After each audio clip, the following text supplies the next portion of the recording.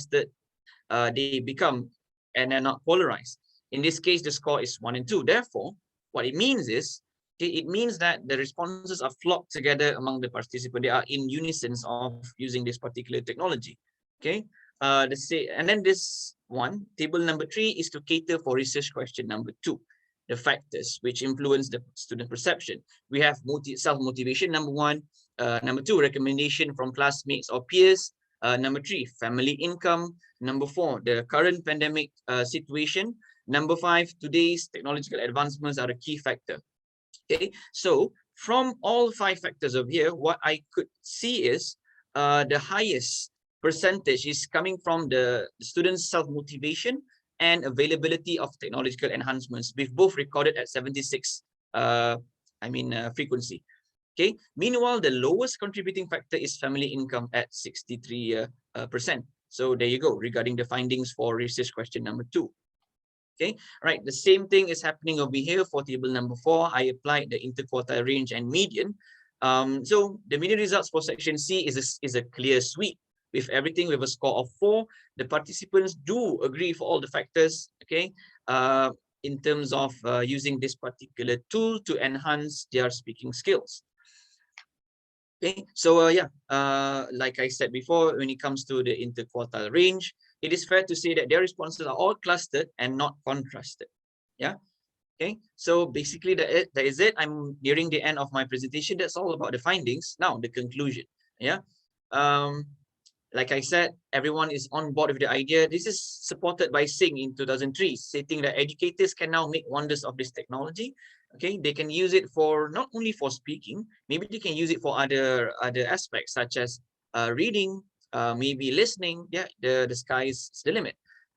Next, as mentioned by Brooks et al. 2011, this technology is limitless and modern. Educators can make wonders of this technology. Supported again by Lata and Ramesh in 2012. Not only this is a very useful tool, it can increase the students' self-confidence, by which they can learn by themselves. They can play the video, they can learn from the video, and not only that, they can practice with their peers. It can increase their timidity or self-confidence between them. Trafalgar, Kuskera, and Kishi in 2010 mentioned that, yeah, these videos, as opposed to the traditional one, are more enjoyable, satisfying, motivating, and effective. Okay, we are nearly there, everybody. Hold on. As mentioned by Urban and Castaneda in 2009, these videos, similar to Kuskera just now, are more vibrant than the actual traditional one. Okay. Okay. Rina 2018. Okay, like I said, if you want to know more, go to his research, Rina 2018. Okay, the availability of this research is ceaseless, especially through YouTube. Like I said, everything is through the fingertips for students and also educators if they want to learn more about this one. So I think everyone is familiar with these videos. If you are not yet, you can just go to YouTube, type that 360-degree videos. What it does is it brings you to the environment. So you can scroll here and there. You can see what the environment or the situation is like. Okay, so as a final note, this technology is useful and it can enhance speaking skills, and it is positive and convincing, as mentioned by the respondents. Okay, so I would like to say thank you to Madam Rosila Alias as well for conducting this research with me, and also to the respondents for their time and patience with me throughout the whole program. Okay, so these are some of my references that I have used up. Okay, here and here, and then that's it. Thank you very much. The floor is back to you, Ms. Mirza. Okay, thank you so much, Mr. Anwar. That was a fruitful presentation. Now, to the audience out there, if you have any questions, please don't hesitate to just put your question on the chat box, or you can open your mic. Now, we actually have one question from the floor, which is from Ms. Nur Shahira to Mr. Anwar. Her question is, does this help with students who often have anxieties and stage fright when it comes to speaking in English or presentation? Okay, thank you so much for the question, Ms. Nur Shahira. So if you ask me, like I said, as mentioned by the previous authors, this can enhance their timidity and self-confidence, right? So you can see the problem over there. They are having this anxiousness. They are having cold feet. They are having this stuttering. Is it correct? Stutterness. Okay, so the use of this video is not only to cater for speaking skills, it can also be done for presentation, right? So they can play the video is, and then the video, the content, it could be, you know, imagine use yourself as Steve Jobs or someone or something, right? So you're giving a speech or you're giving a presentation in front, you can see the whole audience. So with that, I mean, with a lot of practice and patience, okay, you can, I would say students' anxiety can be reduced to a maximum, I would say, if they are using it correctly. So what I'm trying to say here is the technology is there. It all depends on the students. I mean, do they really want it? Because the technology is already there. All right. So I hope I answered the question, Miss Nur Shahira. Okay. All right. Thank you so much, Ms. Nushaira, for the question. And also thank you so much, Mr. Anwar. Does anyone have any more questions? If you have any more questions, you can just open the mic or just on the chat box. Okay, I guess no more. Thank you so much, Mr. Anwar, for the lovely, fruitful presentation. Okay, now I would like to invite our second presenter to present her paper. So the topic of her paper is Sustaining Academic Staff's Engagement Through Leaders Motivating Language. Please welcome Ms. Nushahira Azman. So the floor is yours. Thank you, Ms. Mirza. Thank you. All right, hello, Assalamualaikum, and very good morning. Thank you very much, Ms. Mirza. But first of all, allow me to share my window. Share. Okay. Hold on.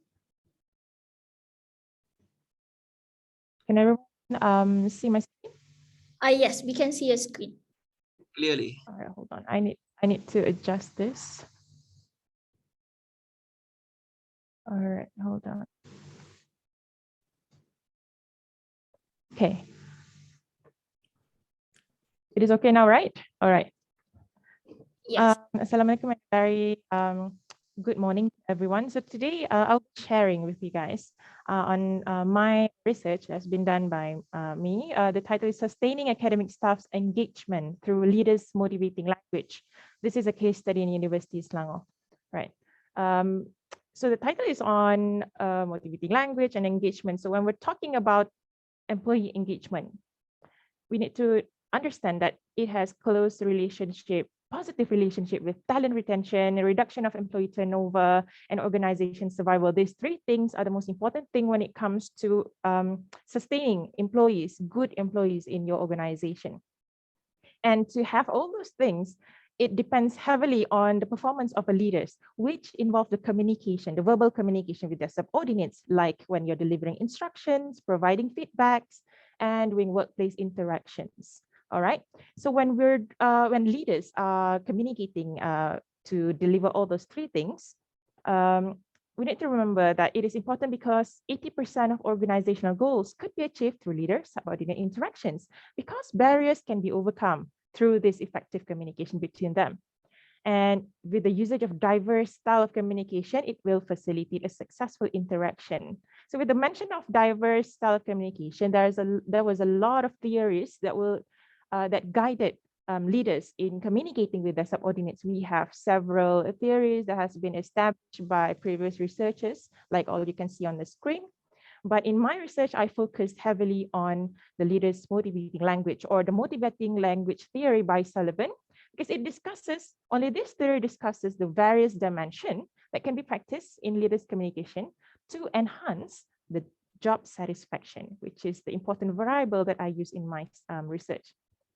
So if you go back, actually, the motivating language theory, it stems back to the speech act theory by Austin. So we have three in the speech act: the locutionary act, the literal meaning of your utterance; the illocutionary act, the intention in your utterance; and the perlocutionary act, the action that takes effect after what you said. So from this, especially based on the second speech act, Sullivan has founded or developed the motivating language theory based on these three. So there comes the direction giving language, the empathetic language, and the meaning-making language, which is based off these three speech acts. So I need you to understand this first before I go on with the other, the motivating language theory in the next sharing part. So leaders motivating language, when we're talking about this theory, it involves leadership, motivation, and communication theories within the discipline of organizational behavior. So actually the usage of motivating language, or I would call it LML, boosts employees' motivation when they are at work. So this factor has discerning impacts on employees' performance, job satisfaction, and organizational commitment.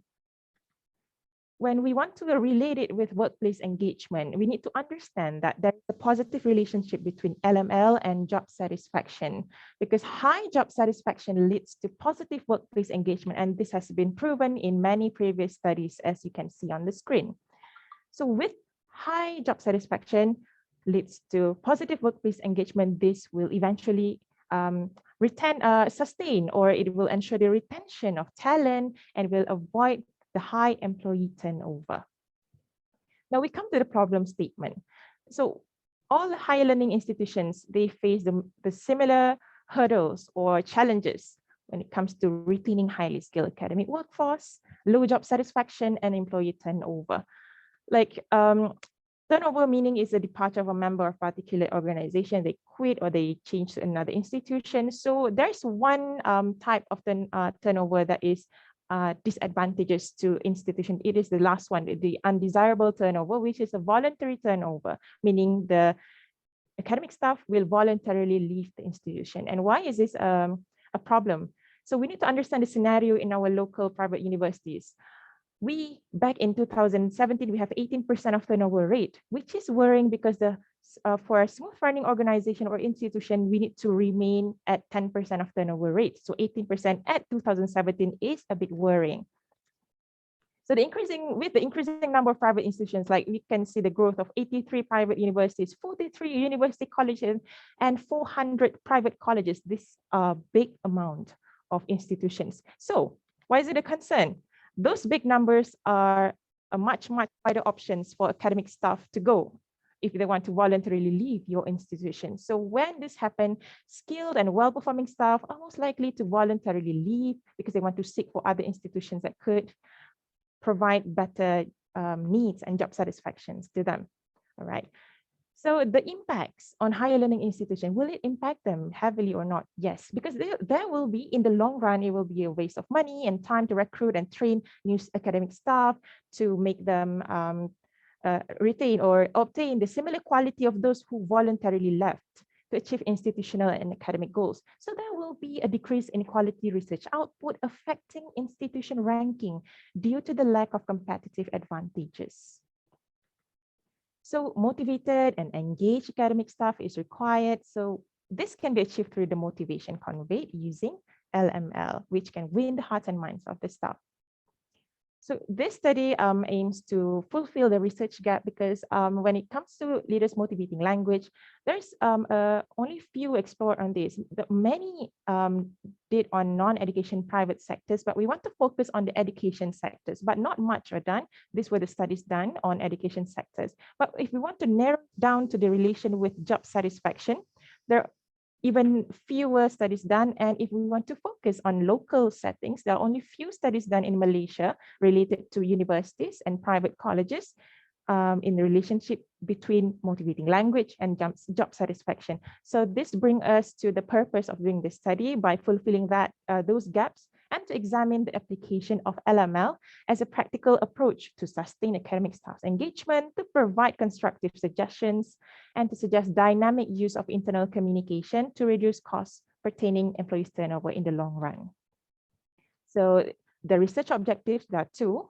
First, to investigate the staff perception towards the use of ML or motivating language. And second, to see the relationship between motivating language and academic staff job satisfaction level to see if there are any relationship between these two. So these are the research questions that my findings will answer in the following sections.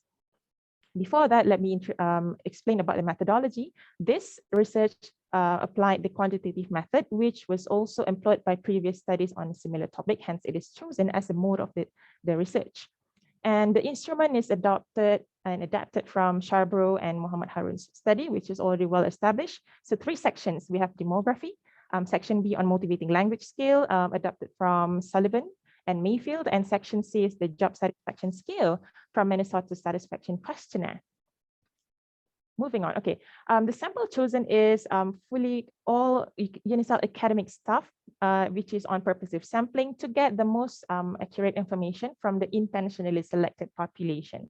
So the sample size, taking into consideration that the total population of academic staff in UNICEF are around 340 academic staff, using Cressy and Morgan sampling table, 185 participants were selected, which is the appropriate number to make conclusion from the study. So pilot study was done, and then this question was put on Google form, disseminated through faculty deans, colleagues of various faculties, and was left open for 2 weeks. To analyze the result, descriptive statistics and inferential statistics were done for research question 1 and research question 2, which will be elaborated later in the finding section. In terms of validity and reliability, the content, the instrument was already used in previously established studies, so the content covered the required necessary information for motivating language and job satisfaction. For reliability, both scales scored high reliability for Cronbach alpha, and pilot tests also reveal high internal consistency and reliability. Now we come to the findings and discussion. So before that, I would just go through a few demographic information, which is majority of the respondents were female academic staff, and the majority of them were 36 years old and above. Most of them have served in UNICEF for more than 6 years. You can see 30.8% have served in UNICEF for 11 to 15 years. All right, so let's look at research question 1 and what are the answers to this. So it was found that in terms of perception on how they view the leaders' usage of this motivating language, it was found that there is a moderately high or positive perception, meaning the LML is used quite moderately high in each faculty in UNICEF. But if you want to look into it more specifically, empathetic language, you could see the first one was perceived to be used the most, followed by direction giving language and meaning making. So empathetic language meaning the interaction between you and the subordinate with good intention, you give praises, you have compliments, you have appreciation. Maybe this is the factors is that it is between the dean and the direct superior to the subordinates. So you could see the empathetic language was used the most, followed by direction giving language and meaning making. So we see that it has high level of positive perception, a moderately high level of positive perception. This is in line with the findings from these few previous studies. We could see there is a progress from the emphasis on, usually leaders like to give direction, but now we see the movement towards empathetic language. So it is now a more incorporated use of different communication dimensions. We use these 3 types in our communication in the faculty. And next, we could see the empathetic language were perceived to use the most. We could understand this because leaders want to build trust and respect. Hence, empathetic language is perceived to be used the most. And now, currently, when this research took place, it was during the COVID-19 crisis. So it was only rational that empathetic language was used the most because it helps with the physical to virtual shift in education.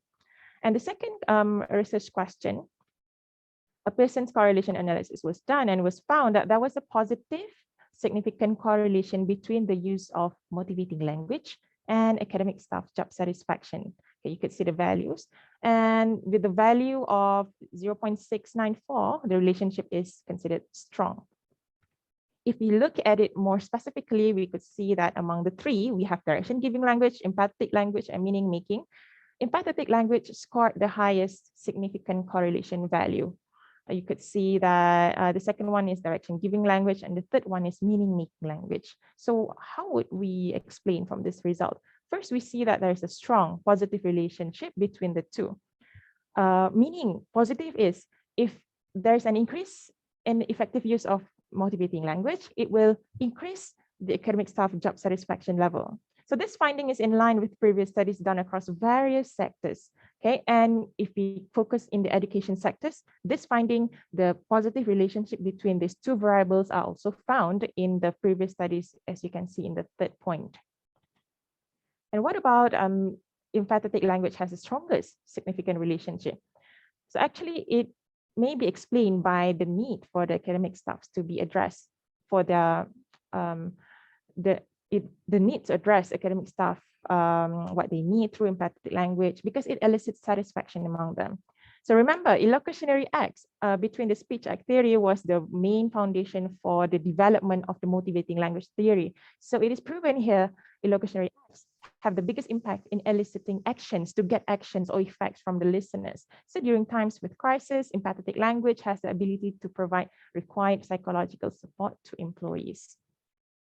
So overall, for conclusion, academic staff had moderately high positive perceptions, meaning they see it is happening. The leaders are using it moderately high and in a positive manner, the usage of motivating language between the leaders and the subordinate. And empathetic language is perceived to be used the most. And there's a strong significant relationship between the use of motivating language and job satisfaction, with these two, empathetic language and direction giving language, to have significant contribution to the relationship. So with high job satisfaction level, it sustains the academic staff engagement within the institutions. So implication is, theoretically, we could understand how the use of motivating language strongly relates to the level of job satisfaction. So it enhances job satisfaction, but there are still room for improvement, because you could see the meaning-making language is scored a little bit lower. So there should be a synergized use of it to strengthen academic staff job satisfaction level.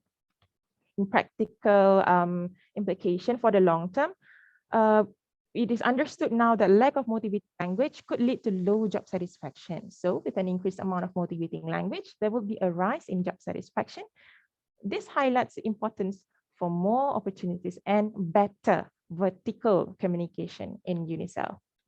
So please understand that there is some limitation, because only immediate superiors were considered in this study, meaning if you're a normal lecturer, the immediate superior would be the coordinators, program coordinators. So it was only this kind of interaction was considered in this study. So future research can involve various kind of relationship.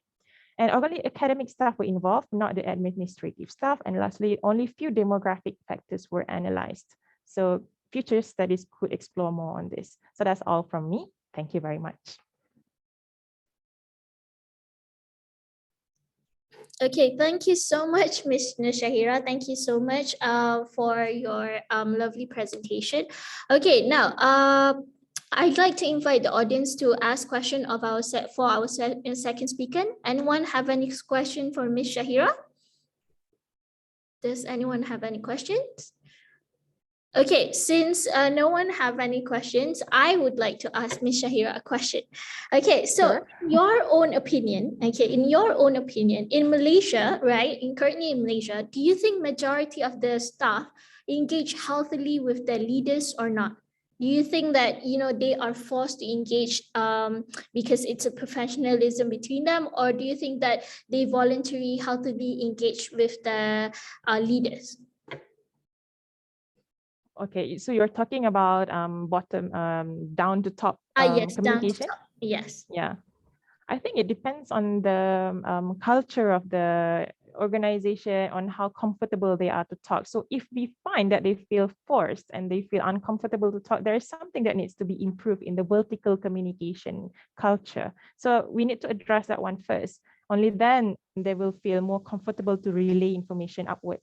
So yeah, that's Okay. for me. All right. Okay. Thank you so much. Does anyone have any? Oh, yes. Mr. Anwar, you have a question? Yeah. I mean, just a tiny question for Ms. Nushaira. Yeah. So this particular title is motivating language among staff members in a private university. Am I correct, Ms. Shaira? Yes. Yes. Okay. No. So now my question is, do you think do you think students, I mean the non-working people, I would say, right?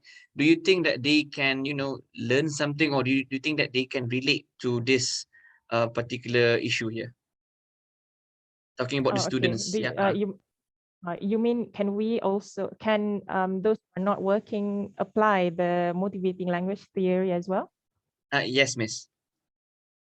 Okay. Actually, that was an idea that I wish to explore soon because I want to expand the usage of this theory to students. Let's not move on too forward in the public, but I want to try to apply this with the students in the classroom. Like, will they also be having the similar effect if we, as the lecturers, use the motivating language theory to students? Will it improve their engagement in the classroom? So yeah, it's a good it's actually an idea I had in mind, and I believe there should be some applicable part in the theory for students and non-working people.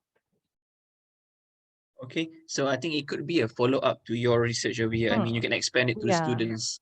All right, I think you answered the question. Thank you very much, Ms. Nushaira. All right. Thank you very much, Mr. Anwar. Thank you so much, Mr. Anwar, and thank you so much, Ms. Shahira, for your lovely presentation. Okay, so let us go to our third presenter, okay, Mr. Shahrizad bin Said, okay, to present his paper. So the topic of his paper is increasing knowledge, awareness, and attitudes about slow fashion through green awareness and sustainability in community, GASCO educational model. Okay, so please let us welcome our third presenter, Mr. Shahrizad.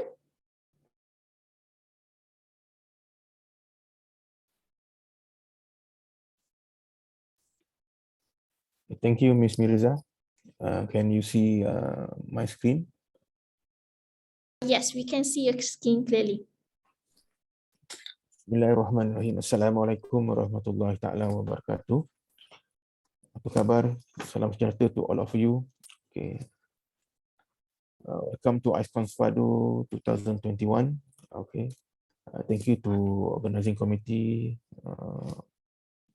give me a chance to present for today parallel session. Okay. On behalf of my team, I will sharing with you, present with you about my topic, increasing knowledge, awareness, and attitudes about slow fashion through green awareness and sustainability in community, what we call GASCO educational model.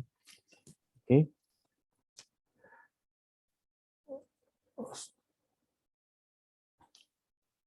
Okay, our team.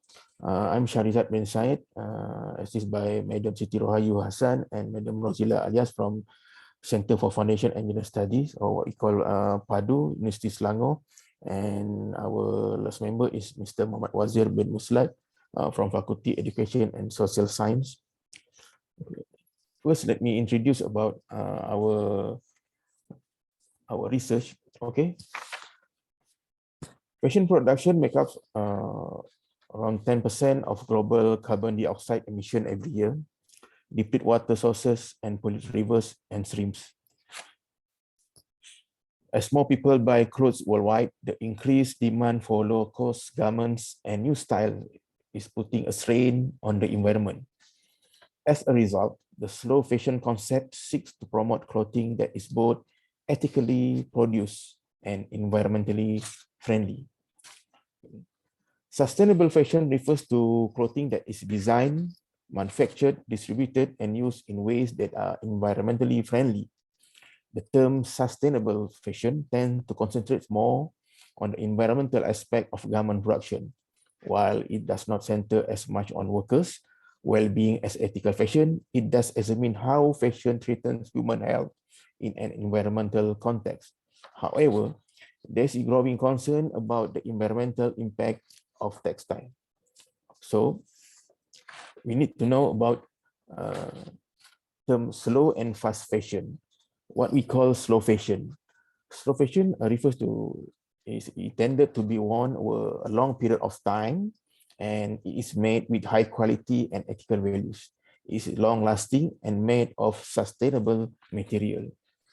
Fast fashion is a modern term used by fashion retailers to recognize that design move quickly in the market and have limited stock, with the aspect of here today, gone tomorrow, in order to encourage consumers to visit fast fashion store more frequently. We go to our problem statement. Okay, the fashion industry, particularly fast fashion brands, generates a lot of waste and put a lot of strain on the environment. The adoption of eco-conscious fashion purchased by consumers is dependent on consumer awareness through education on reducing waste and environmental impact. Our research question. The following are 5 significant aspects that we were highlighted in our research question. First is educational module. Number 2, a view about slow fashion products. Number 3, shopping behavior. And number 4, environmental values and belief. Number 5, shopping value. And lastly, knowing about fashion. Our objective of the study. First, our research objective of the study is to have a better understanding of the relationship between the exposure to sustainable fashion education and the changes in consumers' knowledge, awareness, and attitude that we call KAA towards slow fashion apparel among the university students. Objective number 2, to investigate whether sustainable fashion education would influence young consumers' purchase intentions toward slow fashion. Okay, our research method. The methodology in our research took place in 2 phases that are described in screen. First phase refer to the pre-educational survey and educational module. Number 2, our phase 2 was the post-educational survey. The questionnaire were distributed to the respondent using simple random sampling and through online surveys using Google Form and analyzed with SPSS. The questionnaire consists of 5 sections. We concentrate on first section A, demographic. Section B, about the shopping behaviors of respondent. Section C, about the environmental values and belief. Section D, about the fashion knowledge. And section E, about the attitude towards buying slow fashion. Okay, let's go to our findings. Okay. From the respondent questionnaire result, a total of 208 respondents participated in our online questionnaire through a pre and post survey. Our respondent age involved from 19 to 25 years old students from 6 groups from our green awareness and sustainability in community courses during semester August in UNICEF. Most of the respondents are female students, which is 65.9%, and 34.1% are male students. It involves various courses and years of study backgrounds, mainly from year 2 and year 3 students, as shown in the screen. Okay. These are our finding through 5 important points. Number 1 is educational module, number 2 is knowledge, and number 3 is awareness, and number 4, attitude, and lastly about purchase intention towards slow fashion. Okay, educational module. The majority of the respondents agree that the module impacted and changed in their understanding of sustainability in fashion design. They also approve the module is practical, informative, and deepen their knowledge on the environmental impact of clothing. As shown in screen that how level of agreement of the respondent majority show that they agree and strongly agree about the impact of education model toward their knowledge about slow fashion. Okay. Table 2 refer to they are familiar with term fast fashion, either they are familiar or know or they have some basic knowledge about fast fashion or slow fashion. Show that through our measure from pre and post survey. Okay, from pre to post show slight increase their level of knowledge, how they are changed from change from 9% to 24% in terms of strongly agree about the term fast fashion after through 2 process of response or of survey. In terms of slow fashion, okay, majority before survey show that they have less knowledge about the term of slow fashion compared that after expose and brief about the module to the student. Okay, show that increase from agree to strongly agree compared to pre. Okay. Okay. Their knowledge about the environmental impact of fast fashion apparel show that slightly different from pre and post. Before pre, you can see that their knowledge of the environmental impact of fast fashion at 27% to 12% from agree to strongly agree, and then change from 44% to 28% from through post survey. Okay. Also through the environmental impact of slow fashion apparel, you can see through the screen. Okay, we go to the our number 2 content finding awareness. It's hard to change the value practiced by the community. The knowledge, value, and perception of the community towards sustainability in fashion design is something new in our country.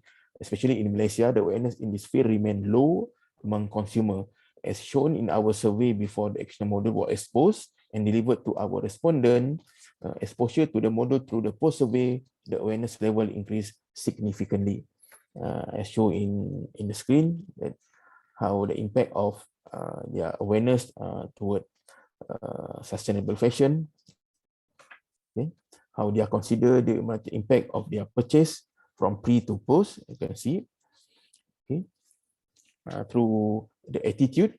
Usually, perception and information influence consumer attitude, as shown in table through the screen, show positive changes in consumer purchase intention towards slow fashion as their knowledge and awareness significantly change their attitude. Okay. How respondents try to purchase sustainably made apparel after before and after survey show significantly increase about their understanding. Okay, change from 6% before module exposed to them, increase to 18% after the module exposed to the student. Okay. Purchase intention towards slow fashion. Okay. This section measures whether sustainable fashion education would influence young consumers' purchase intention towards slow fashion. The reliability test was conducted to check the reliability of the statement of the questionnaire, which linked to the young consumer purchase intention towards slow fashion. It showed that Cronbach Alpha computed 0.865, which indicate the reliability of the item for the society to our survey. Show in our table the attitude of the young generation in slow fashion purchasing. The young generation understanding is at a low level at pre-module level learning, which is around 37% as positive attitude. Meanwhile, after they learn about the module in the green awareness course, their understanding of the purchase of slow fashion product increased to a moderate level to around 61.1%. Okay. These young people attitude toward buying slow fashion apparel on the benefit of slow fashion after exposed to the module. We can see through pre and post slightly increase from pre to post. Okay, in terms of beneficial and extremely beneficial.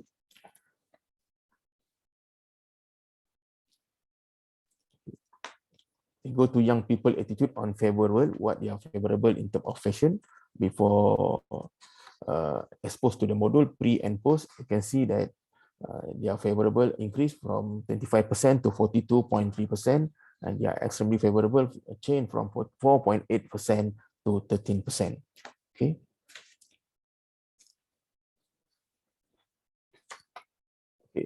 Next table show the attitude and perception of the young generation on the benefit of buying slow fashion apparel to slow fashion concept. Their preferences and the perception of whether apparel products are slow fashion or not.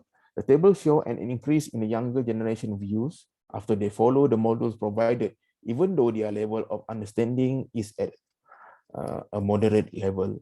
Okay. On the young people perception to the people who are important to me are not concerned or are concerned about whether apparel fashion, whether apparel products are slow fashion, as shown in the screen. Okay.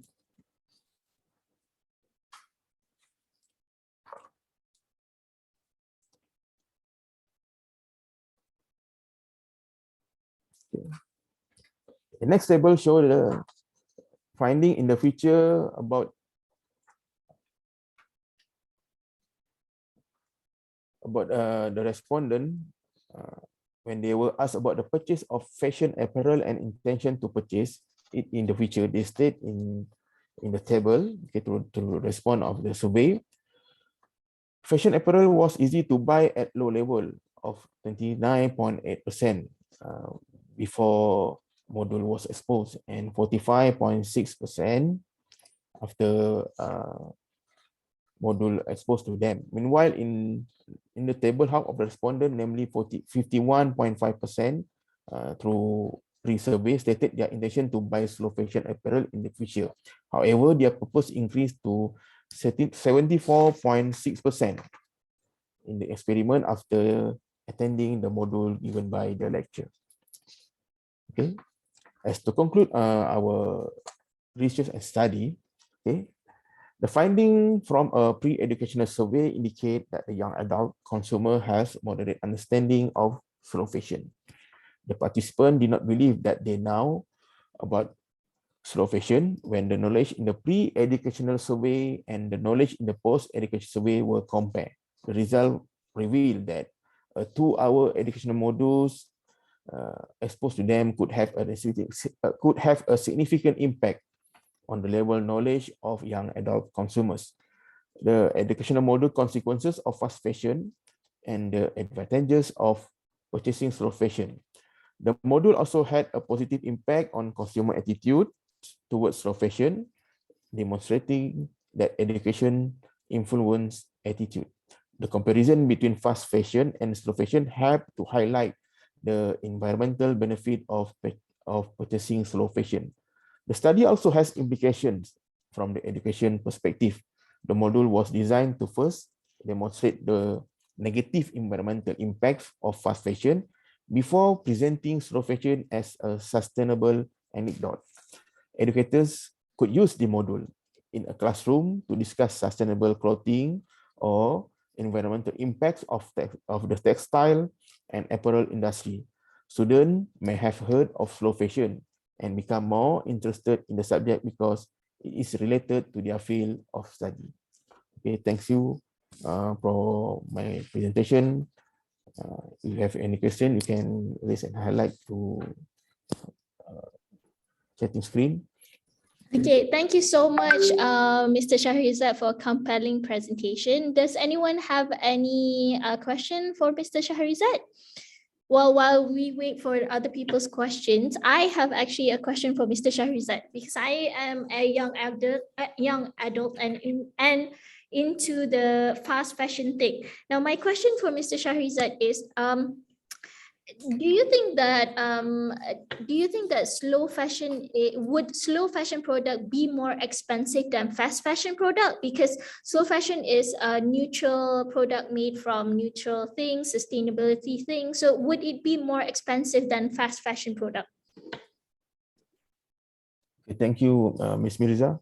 Of course, slow fashion product is more expensive because in terms of producing the slow fashion, what we call they emphasize on every aspect of the production through the in terms of from production output, in terms from human capital, in terms of the environment, and their concern is about the environmental impact, not about the profit making impact in their objective when they produce the output.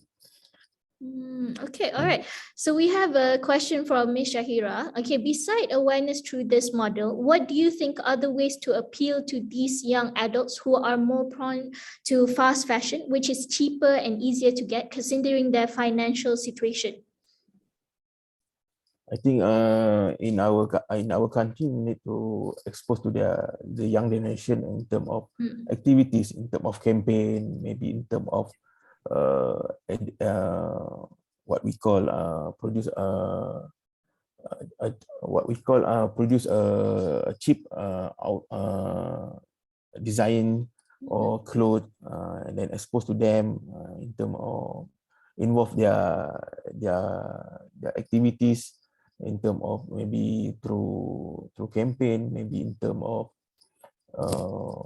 what we call attitude, their awareness, especially through media social or campaign through maybe on television, or that today we can see that our young generation or young people are more encouraged to buy their fashion or their clothing, which is can give what we call more benefit in terms of their value of money compared to the impact to the environment. But therefore, we need to change their habit or attitude through campaign and so on. Okay, all right. Okay, thank you so much for your explanation, Mr. Sharizad. Thank you so much. Okay, so I would like to invite the fourth speaker, okay, the fourth presenter to present her paper. Okay, so the topic of her paper is UNESCO Creative City of Gastronomy, Malacca's Potential from Local Community Perspective. So please let us welcome Ms. Sofia Chia binti Azlan. Are you here, Ms. Sophia? Yes, can you hear me? Yes. All right, thank you. All right, so first of all, Bismillahirrahmanirrahim, I will share my screen first. All right, is it visible? Yes. All right.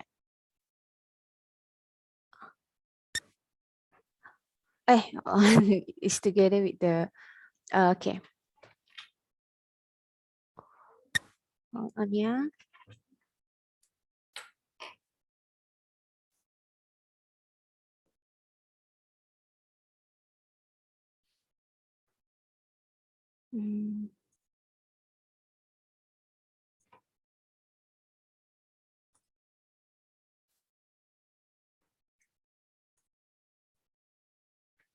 Okay.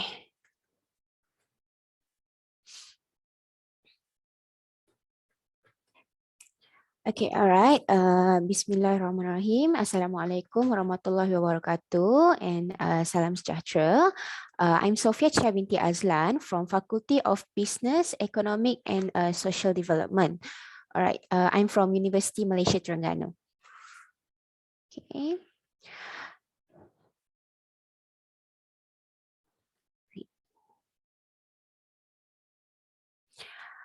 All right, so amongst the state in Malaysia, Malacca is a distinct and popular tourism destination as its capital city was given the status World Heritage Sites on 7 July by UNESCO.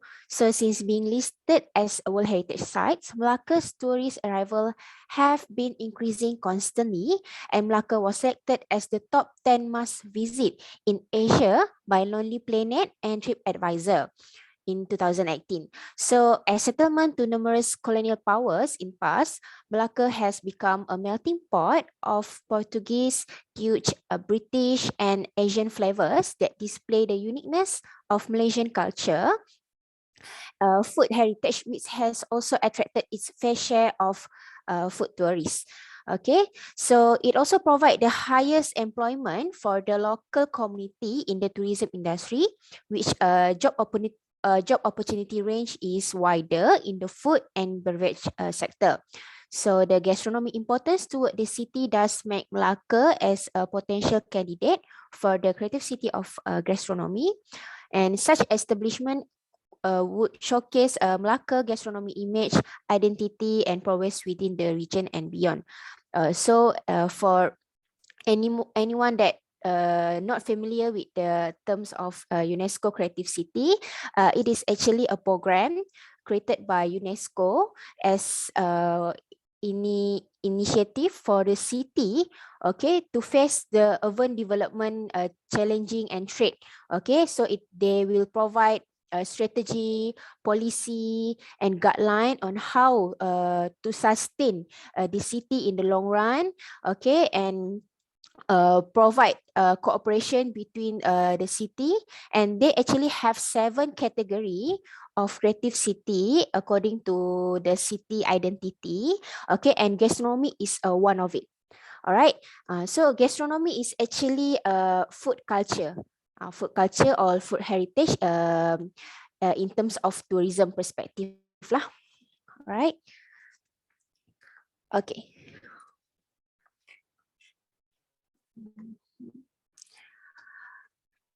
So for research problem, the coronavirus or COVID-19 pandemic has created a bizarre crisis in the tourism economy, given the immediate and massive shock to the tourism industry. All right, so according to Malaysian Prime Minister, the pandemic cost nation economy about 100 billion ringgit loss, all right, during 2020. So due to the high dependency on tourism industry, Malacca is one of the states that suffered the most, okay, from the pandemic. Okay, the outbreak reduced the number of tourists by over 70% in 2020 compared to 2019. And when Malacca had received 18.7 million tourists with total receipt of 21.298 billion, okay, during 2019. Okay, not only that, the pandemic has caused thousands of job losses and affected the local community. All right, so UNESCO, okay, suggested that the cities could respond to their challenges, okay, by applying the city to become a creative city. Okay, since 2004, a lot of cities are transforming to become creative cities since based on their city identity, image, and cultural capital. So such establishment could ensure Malacca to safeguard their outstanding universal value, and they have the potential to become the creative city of gastronomy to support their status as World Heritage Sites. Okay. Furthermore, a high level of local community participation, all right, is one of the prerequisite of being the member of creative city. So this is because the local community are recognized as stakeholders and guardians to the area. So instilling a sense of ownership and actively participating in the site's protection, okay, which meets the UNESCO criteria for ongoing listing. All right, so as to establish Malacca as a city of gastronomy, a detailed research about the community perspective regarding a creative city should be conducted. And considering this situation, this study seeks to determine the community perspective in terms of their readiness to assist and involve if Malacca to become one of the city, creative city.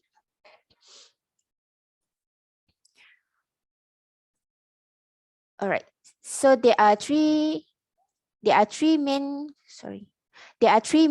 research questions for this study. The first is, what is the local community awareness regarding the local cuisine efforts? The second, do the local community have enough resources from Malacca to become the creative city of gastronomy? And the third one is, to what extent the local community is ready to involve if Malacca become the creative city of gastronomy? Okay, so the research objective is to identify the awareness level of the local community on the local cuisine conservation effort, to determine the available resources that's suitable for Malacca to become the creative city of gastronomy. And the third one is to discover the local community's readiness to involve if Malacca become the creative city of gastronomy. So the theory framework used in this study is the community readiness model by Oting, Plaisted, Edwin, Thurman, Kelly, and Bovis in 1995. Okay, next we're moving to the research method. Okay, for data collection, for primary data, I used the qualitative approach and conducted in-depth interview with various of local community representative. Okay, so the individual were chosen based on their knowledge, expertise, experience, and involvement with the gastronomy related sector in the study area lah. And each interview took place between 60 to 90 minutes. Okay, so to address this research question, the research required some secondary data collection, and the data is collected by using variety of resources, including the official website of UNESCO, local government offices and website, local community organization office, and museum at the study area. Okay, so this secondary data you will use in determining the relationship between gastronomy, tourism, creative city, and the local community, will serve as a guideline in constructing the research variable for the local community on the readiness to participate and involve in the Creative City program. All right. So this study used a qualitative content analysis. There are 5 steps, which is first, identify and collect the data. Second, determine coding category. Third, code the content. Fourth, check validity and reliability. And fifth, analyze and present the result. Okay, and last, for the sampling, since UNESCO has stated that Creative City must be focused on the involvement of community, especially from women and youth.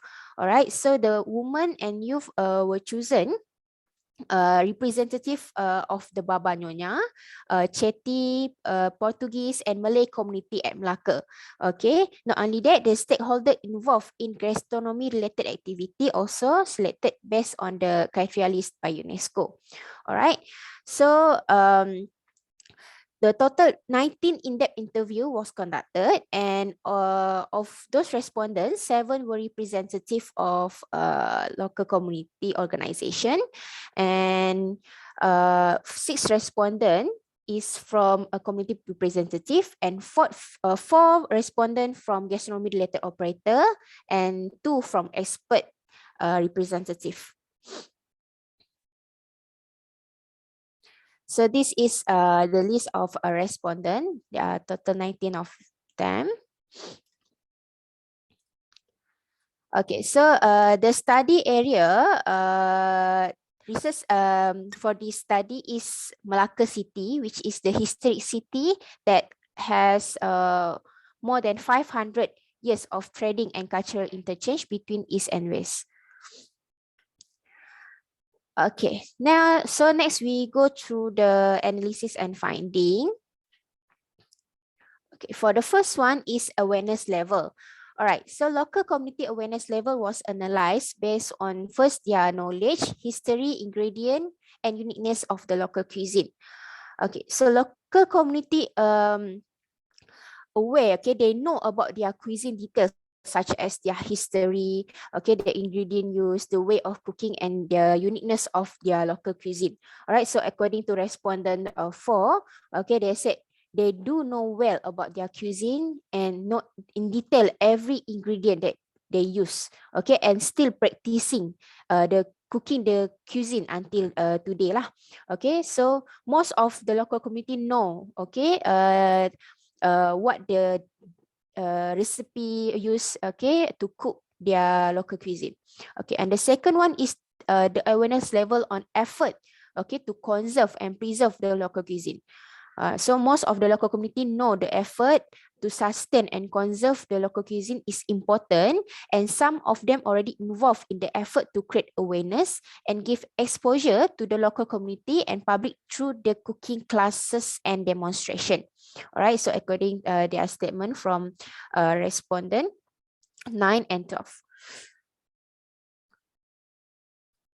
All right, so as for the result, okay, we can conclude that the communities are in the preparation stage, as they have the knowledge about the local cuisine, issue phase, and conservation effort that they're ready to participate. So as stated by UNESCO, criteria number 4, which is local know-how, where the traditional culinary practices and methods of cooking that have survived urbanization, where the local community still practice and cooking their local cuisine. Okay, so local community begin to develop conservation effort that can be participated by all of the local community. All right, so for the second to answer the second objective is which is the available resources available at the Melaka. Okay, there are 2 resources identified, which is internal resources and external resources. Okay, internal resources refer to the time, people, space, and money, okay, to support the effort of conservation. So there are many resources at Melaka, and the local community was ready to participate. Okay, as the interview statement here, according to them, there are still a lot of expertise, okay, in cooking local cuisine there, and they got the space, okay, and they can provide for any program to handle over there. Okay, there are still a lot of community know how to make souvenirs, traditional food, traditional snack, and even souvenirs, according to respondent 4. Okay, for external resources, there are some organization that know about the importance of conservation effort benefits, okay, to the city, and they are willing to assist in terms of education, okay, training, financial, in terms of fund, tools, or machine. Okay, so the next one is local community readiness. Okay, so most of the local communities are willing to involve if Melaka become the creative city of gastronomy and if they were empowered to conserve their local cuisine. Okay, the interview statement support this result. That they say they are willing to join if creative city are established at Melaka because they know that it is the right way to preserve and conserve the cultural heritage.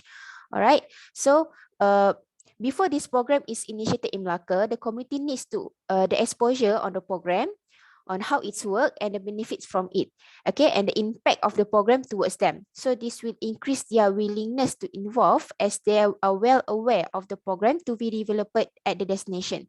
Okay, the incentive provided and effort shown will motivate local community to participate in the conservation effort as well as establish the destination as creative city of gastronomy since conservation effort needs a lot of money.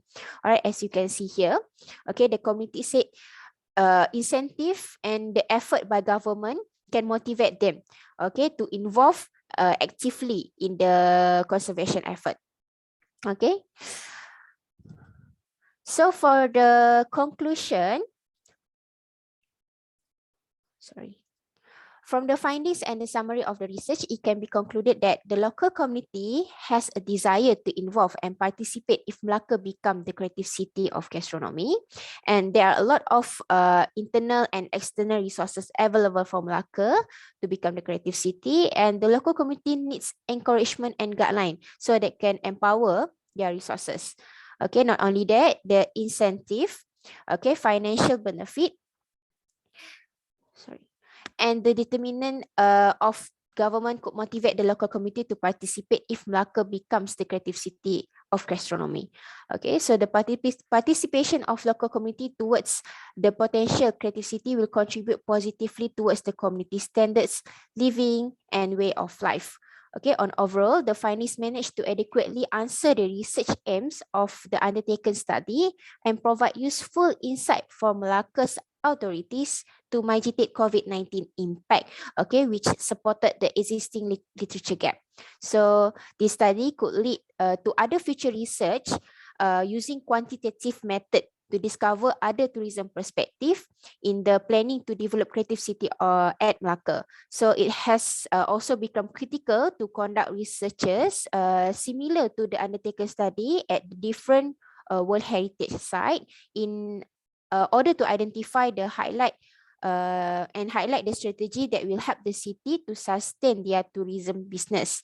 Thus, this will aid in conveying some innovative ideas as alternative strategies in redesigning Malaysia tourism landscape amidst this challenging pandemic situation.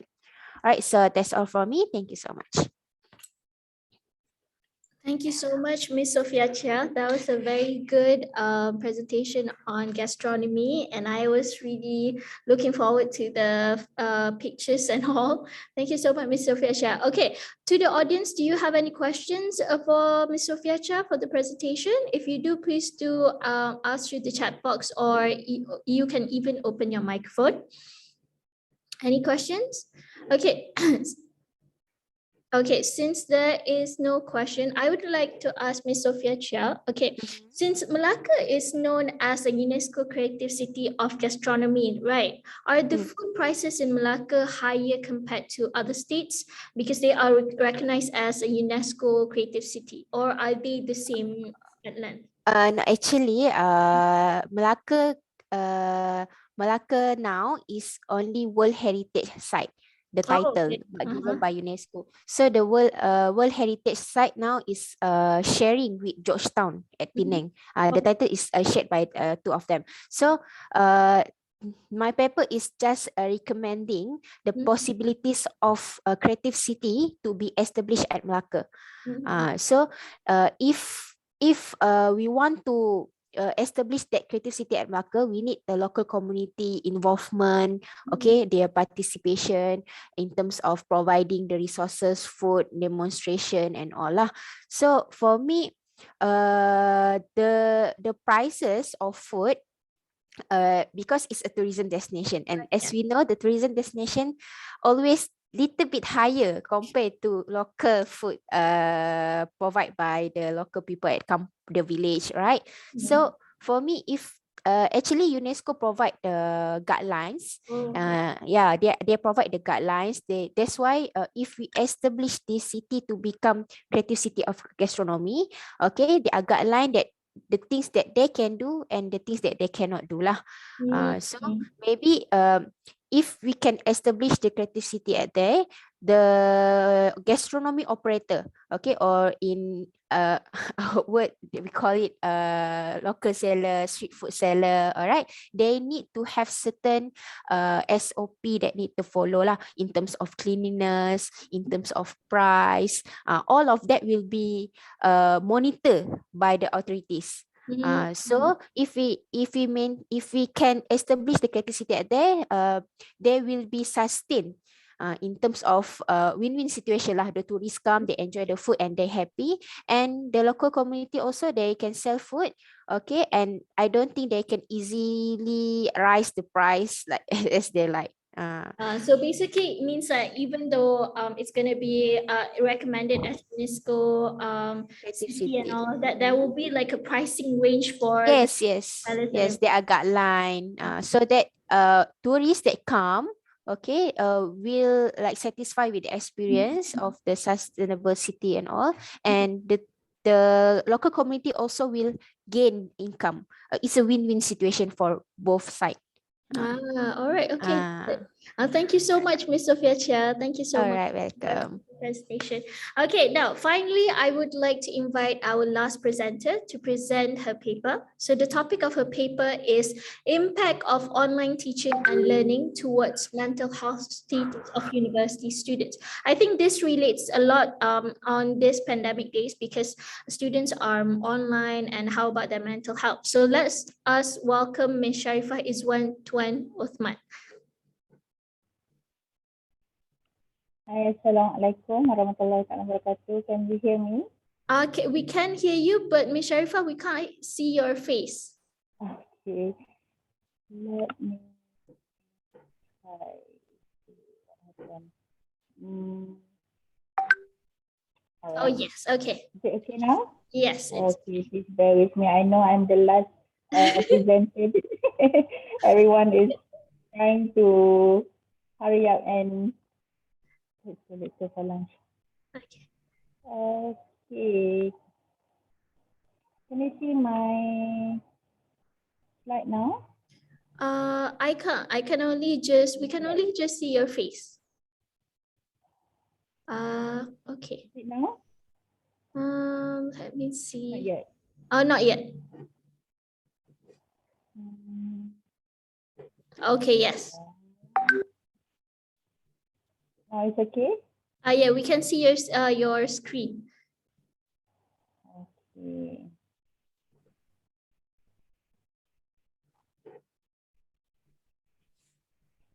Okay. Is it full? Yes. Okay. All right. Thank you, Ms. Mirza. Assalamualaikum warahmatullahi taala wabarakatuh. My name is Sharifah Izwan binti Tuan Osman. I'll be presenting my study on impact of online teaching and learning towards the mental health status of university student, and this project is part of FRGS grant collaboration between UNICEF, UPM and UNIZA. This presentation is divided into 3 sections, which is research background, research design, research findings. As introduction, the landscape of higher education has been changed from face-to-face to fully online teaching and learning, or OTL, due to worldwide lockdown in order to fight against COVID-19 pandemic. As of 15 November 2021, the COVID-19 virus has claimed 5.1 million lives around the world. And in Malaysia alone, inshallah, almost 30,000 of precious lives have succumbed to this fatal virus. This pandemic has forced the education industry to adapt to new norms of teaching and learning, which impacted approximately 1.5 billion students, according to UNESCO 2020.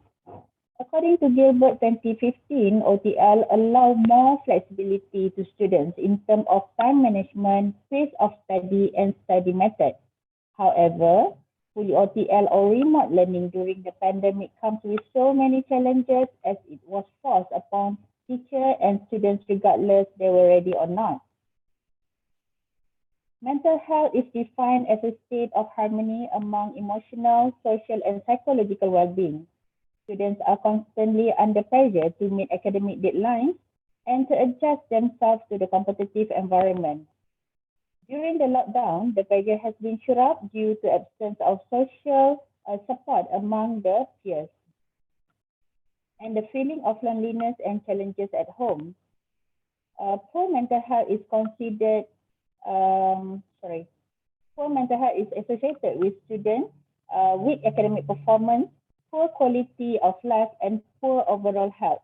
Moreover, the absence of stress management skills and proper support system makes students stop attending classes, failing to comply to course requirements, and finally drop out.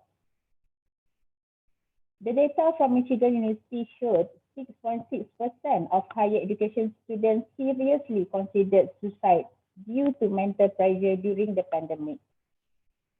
College students has been identified as vulnerable population and have higher prevalence of psychiatric symptoms. As technology usage is essential for OTL, instructors and students must be able to prepare themselves with skills for OTL, including ICT literacy, good online communication skills, and readiness towards the OTL. Failure to do so causes them to feel trapped. In addition, poor internet connection, printing facilities, and lack of comfortable study space contribute to poor mental health. Study conducted by Bakri and the team 2021 to 70 UNICEF students found out that the students prefer to face-to-face compared to online method due to increased workload, financial burden, and lack of rest. And they also reported having physical pain due to long hours working at their study desk. However, the lack of data on mental health status of the students practicing OTL during the pandemic motivates this study.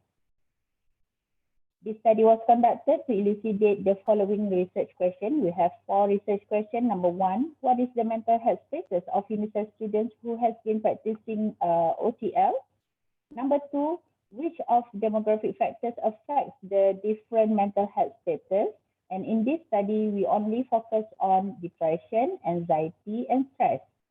Number 3, how does OTL satisfaction associate with mental health status?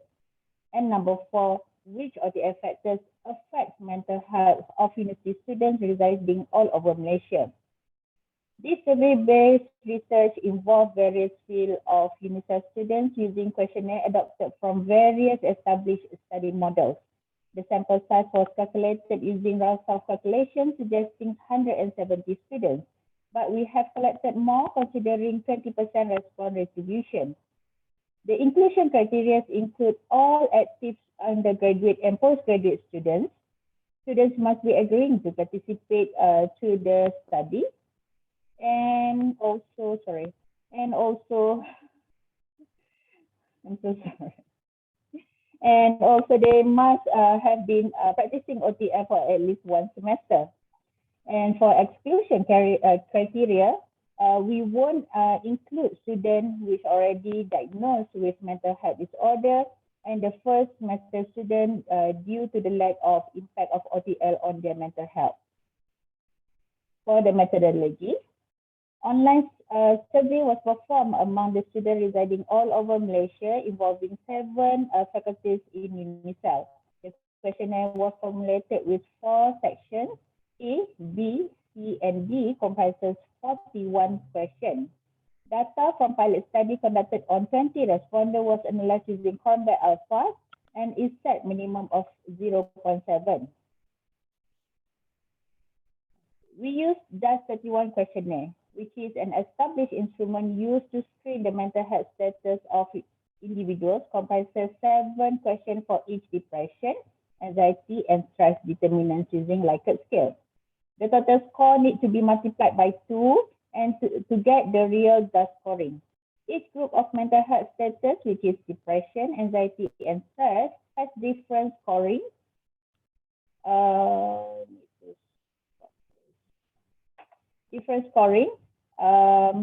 If you look at this table, yeah, for extreme different classes for depression, anxiety, and stress, you can see different total point of DAS 21. Out of 144 students, we found that most of the participants in this research were female. The majority were 20 to 29 years old, which is 63.04%. Half of the respondents were B40. More than half of the participants were degree students, followed by 28.8% diploma students. In addition, most of the participants were from West Malaysia, which is 82%. About 83% of the students live in urban areas. 15.2% were in rural areas, and 61.6% students were staying in the university hostel. More than half of the respondents were having good internet connectivity, which is 54.7%, and 31.5% reported to have average connection. Most of the students had, I don't know what happened. It goes on its own. Okay. In addition, most of the participants, most of the half of the students were having good connectivity, and the one who are having good connection residing in urban areas, and most of the students with poor connection resides in rural areas. No in-campus student reported for having poor internet connection, and all students staying in the campus were international students. We divided the mental health status into 3 categories, which is normal, mild to moderate, and severe to extremely severe. So we have depression, anxiety, and stress group. About 22.3% of the UNICEF students suffered from severe to extremely severe of depression, and 38% were having severe to extremely severe anxiety, and 15.2% were having severe to extremely severe stress. Okay, the highest of poor mental health was in anxiety group, followed by depression, and the list is stress group. In Canada, 34 to 80% of the students were having moderate to extremely severe form of depression, anxiety, and stress. Study in Oman revealed that 96% of the university students were experiencing stress. And study in China report approximately 80% of the students were having depression. A study conducted among the medical and health sciences students in Malaysia 10 years ago showed 14 to 45% of the students were having moderate to extremely severe form of depression, which is not much different from what we get in our data, considering we collected the data during the pandemic. The students were reported easily get irritated, frustrated, and interrupted during the OTL. And study in India showed that 54.7% of the students preferred conventional physical classes after the pandemic. And study done in US showed that dependency to internet during OTL does contribute to internet addiction, which could affect students' academic performance. Our data suggested that depression is mostly commonly happen among the student who is in age group of 20 to 39 years old, female, and normal BMI. While in anxiety group, students showing severe to extremely severe level of anxiety were among the female and obese one and overweight individuals. In addition, in stress group, students showing severe to extremely severe stress were detected among the female, but lower age group, which is below 20 years old, and also students who are having average internet connectivity. This finding is in agreement with various studies conducted in UK, Ethiopia, China, Bangladesh, Oman, and France. Student satisfaction toward OTL showed strong association with good mental health in depression and anxiety categories. The higher the level of OTL satisfaction, the better the mental health status of the student. However, the student with severe and extremely severe stress level showed high OTL satisfaction, which is the other way around, with p-value 0.000, suggesting that other factors could contribute to the stress condition. UNICEF students who portrayed good mental health preferred live streaming lecture and later on the session, which has been recorded, uploaded in e-learning for repeat viewing, compared to other methods such as pre-recorded lecture. We found out that lack of interaction with lecturers and classmates contributes to this mental pressure. Good mental health students also prefer to use OWC platform compared to other platform which is developed by UNICEF PPDM. The platform is created to mimic the classroom environment and not structured as the other online conferencing application does, which is the strong factor to avoid poor mental health. Several other studies showing that MCO challenges influence the mental health status, such as too much of coursework given by lecturers, which contributes to anxiety and stress. And this is the major issue in all IPTs in Malaysia early this year. As a conclusion, we successfully determined the mental health status of UNICEF students and the contributing factor towards the various mental health status. However, the level of poor mental health of our students is considered as low to moderate level compared to the other studies around the world done during the pandemic. Our study suggested that implementation of effective mental health management intervention needs to be done by the faculty members. This could be done through enhancing ICT literacy, better way of OTL being carried out by the lecturers, better monitoring system by the university, financial support, as well as the social, psychological, and counseling support. Further study needs to be done to elucidate the effect of markers such as biochemical and molecular markers among the mental health status university students. We hope that this study could contribute to better series of understanding to improve well-being of the young adult and academic performance of higher education students by implementing new ideas, strategies in virtual environment and system from faculties. So this is the following of the list of reference, which comprises article published almost mostly during the pandemic. On behalf of team member, I would like to thank KPT for the FRGS grant which funding this project, and most importantly, all UNICEF students who participated in this study. We can't thank you enough. Thank you for listening to this presentation. We welcome questions, critiques, and comments from fellow researchers. With that, thank you.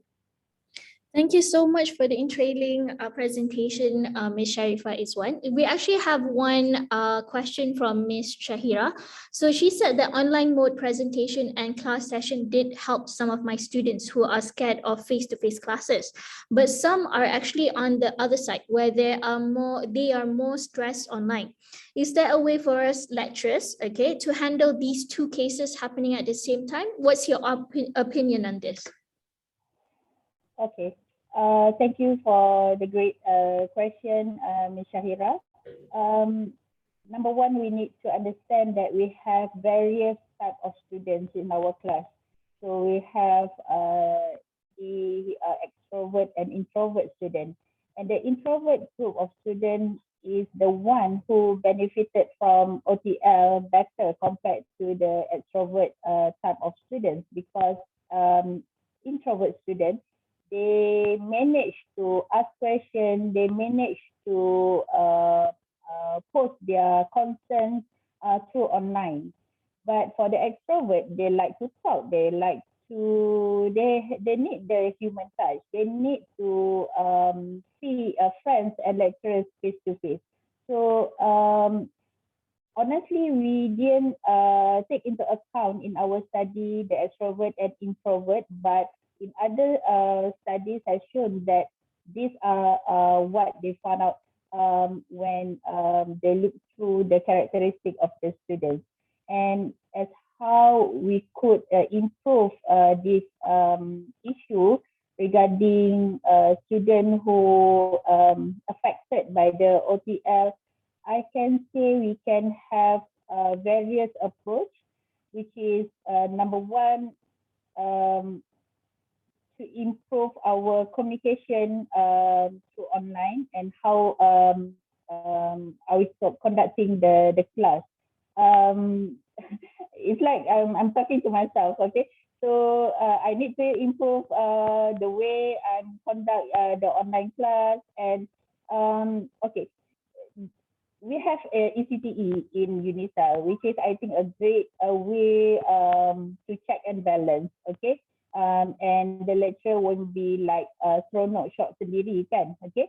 So after a semester, we can see the comment from the student, and even though during the class we ask students to ask questions, any comments, any response from them, but normally they will keep quiet and we were like talking to ourselves, okay? But in the ECTE, they give us low mark for interaction. So this part, I think we need to study more of how to enhance the communication. And I don't know. Honestly, I'm from medical science. I think I need to talk more with friends and researchers from communication department. That is one issue. And number two, I think because we have various type of student in the class, and we have visual person, we have kinetic, we have verbal, we have so many types of groups. So I think we need to incorporate all those activities in our class so that we can cater the needs of various types of students. I think I hope that answered the question. Yes, thank you so much, Ms. Sharifa. Thank you so much. Okay, Thank you. I also have a question, because you mentioned that the students with severe inside your findings, where you mentioned that students with severe and extremely severe stress levels showed high OTL satisfaction, right? Okay, so does this mean that they prefer online classes more than face-to-face classes because they feel less stress, or how? Honestly, I'm quite surprised with the finding, because in depression and anxiety group, it is constantly showed that higher OTL satisfaction associated with good mental health. So in those two groups, we can see more students with OTL satisfaction in normal group. Okay, but for stress, it's the other way around.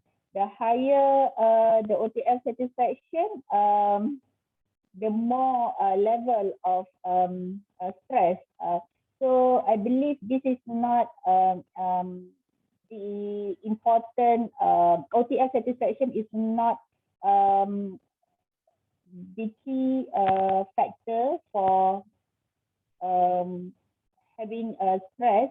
I think the other things like MCO challenges, which is strongly associated with the increase of workload, condition at home, and also having so many chores to do at home. So that contributes to stress level as compared to the other factors. Okay, all right. Okay, thank you so much, Ms. Sharifah, for the presentation. Thanks Thank a you. lot, Ms. Mirza. And I'm so sorry, I don't know what happened to my slide presentation. It keep jumping around.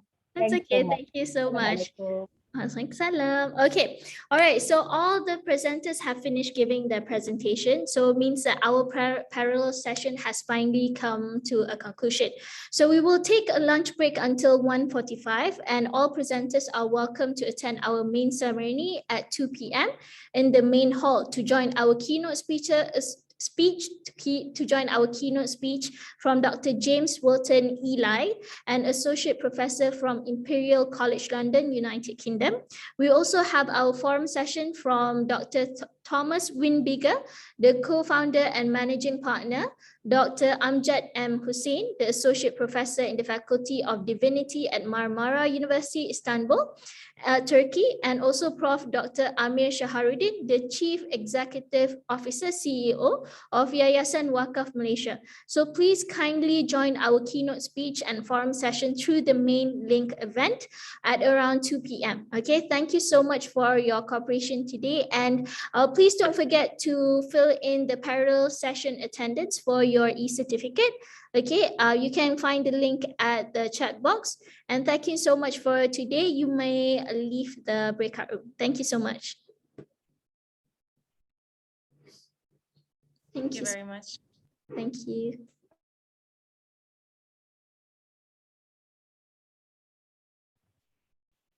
Thanks, Liza. Thank you.